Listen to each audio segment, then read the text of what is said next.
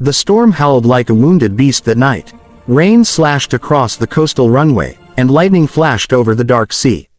Inside the airport's maintenance hangar, Ethan Cole, a 38-year-old janitor and single father, was finishing his late shift. His coveralls were soaked with oil and sweat, but his mind was on one thing: his daughter Lily, waiting at home with a flickering lamp and her favorite bedtime story.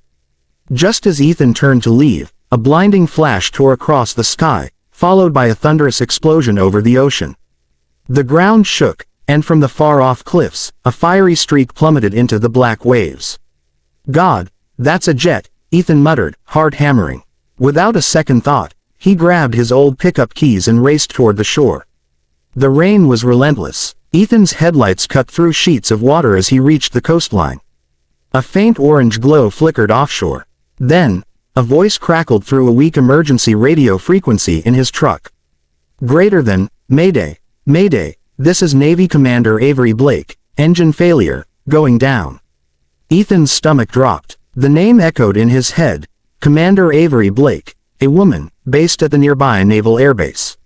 When he reached the beach, he saw debris floating amid crashing waves. Without hesitating, he stripped off his heavy jacket and waded into the freezing surf. The current fought him, but years of endurance work and a father's determination pushed him forward. About 50 meters out, he spotted the wreck, a small military jet half-submerged, nose buried in sand. One wing was torn off. Smoke and bubbles rose from it like ghosts. Inside the shattered cockpit, through cracked glass, a woman in a white naval uniform lay slumped, motionless. "Hold on, I'm coming for you," Ethan shouted, his voice drowned by wind. He dived, lungs burning as the cold bit deep. With one strong kick, he reached the jet, found a hole in the fuselage, and pulled himself in. Water gushed through the wreck. Ethan grabbed the woman. Her pulse was weak, but there. He unbuckled her harness and pulled her free, careful not to worsen her shoulder injury. The way back to the surface felt endless. The world spun blue and black. His vision dimmed, but then he saw Lily's face flash in his mind. Her bright smile, her voice saying, "Daddy, heroes never give up." With one last push, he broke the surface, gasping. Lightning flashed overhead as he dragged the unconscious officer toward shore. When they reached the sand, he laid her down and began CPR. Come on, he pleaded, pressing rhythmically. "Don't you dare quit on me." She coughed. Water gushed from her mouth, and she began breathing weakly. Ethan wrapped his jacket around her trembling body. "You're safe now," he whispered. "You're going to be all right." Before she could respond, she fainted again. Ethan carried her to his truck and sped toward the hospital through the storm, unaware that his life was about to change forever. Ethan woke to the sound of rumbling engines outside his modest home. He rubbed his eyes, thinking he was dreaming, but then, through the curtains, he saw them. 5 military Humvees were parked outside his small house. Uniformed officers surrounded his yard. His heart pounded. He stepped outside cautiously, still wearing his worn t-shirt and work pants. A tall Navy officer approached him. "Mr. Ethan Cole." "Yes, sir. Commander Avery Blake requests your presence." Ethan blinked. "She's awake." The officer nodded with a faint smile. "And she's asking for the man who saved her life." At the Naval Base Hospital, Commander Avery Blake sat up in her bed, her shoulder bandaged but her posture still proud. When Ethan entered, she smiled softly. "You're the janitor from the airfield," she said, her voice warm but firm. Ethan nodded, shyly. "Yes, ma'am. I just did what anyone would do." She looked straight into his eyes. "No, anyone else would have watched. You swam into burning wreckage in a storm. You saved me." Ethan shrugged. "I've got a daughter. She reminds me that every life matters."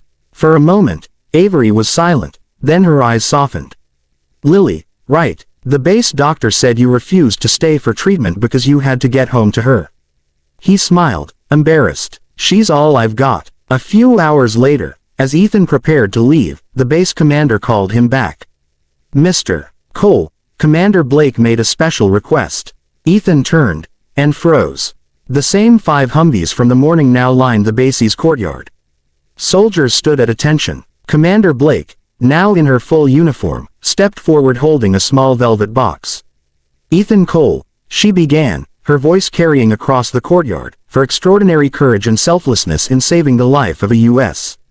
Navy officer. The Department of Defense hereby awards you the Medal of Civilian Bravery. Gasps and applause broke out. Ethan was speechless as she pinned the medal to his chest. He whispered, "I'm just a janitor." She smiled. "No, you're proof that real heroes don't wear ranks, they carry hearts brave enough to act." That evening, Commander Blake visited Ethan's modest home. Lily opened the door and stared wide-eyed at the uniformed visitors and shiny Humvees parked outside. "Daddy, did you do something bad?" she asked nervously. Ethan laughed, tears in his eyes.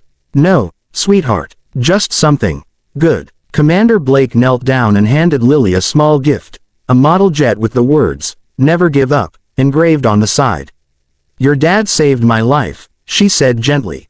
"He's a hero." Lily's eyes sparkled with pride as she hugged her father. "I already knew that." Avery smiled. "Mr. Cole, I spoke to the base command. You used to be a mechanic before life turned upside down, right?" Ethan nodded. "Lost my license after Lily's mom passed. Took what work I could." "Well," she said, "we'd like to offer you a position at the Naval Air Base, as our new aircraft technician. With housing for you and Lily." Ethan was stunned. "You're serious?" "Completely," she said. "We take care of those who take care of us." Tears welled in his eyes as he shook her hand. "Thank you, Commander." She smiled softly. "Call me Avery." A year passed. Ethan now worked proudly at the naval base, restoring jets, including the very model that once crashed into the sea. Lily attended school on base and loved visiting her, and Avery, who had become family. On the anniversary of the rescue, they stood together on the same beach. The sea was calm now, peaceful. Avery turned to Ethan. "Funny, isn't it? That night I thought my life was ending. But it turned out to be a new beginning for both of us." Ethan nodded. "Sometimes life throws you into the deep, just to show you how strong you really are." Lily ran up with her sand bucket and shouted, "Daddy, I built us a jet. It's not sinking this time." They all laughed, and for the first time in years, Ethan felt something he thought he'd lost forever, peace.